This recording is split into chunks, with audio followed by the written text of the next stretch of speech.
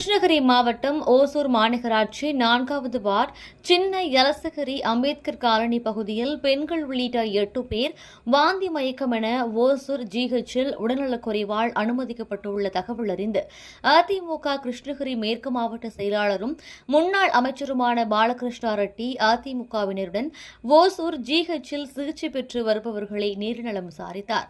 குடிநீரால் உடல்நல பாதிப்பு என கூறப்படும் நிலையில் சிகிச்சை பெற்று வருபவர்களிடம் காரணத்தை கேட்டறிந்தார்.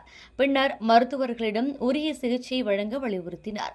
பின்னர் பாலகிருஷ்ணா ரெட்டி சின்ன யலசகிரி அம்பேத்கர் காலனி பகுதியில் உள்ள மேல்நிலை நீர்த்தேக்க தொட்டி சுற்றுப்புற சுகாதாரத்தை ஆய்வு செய்தார்.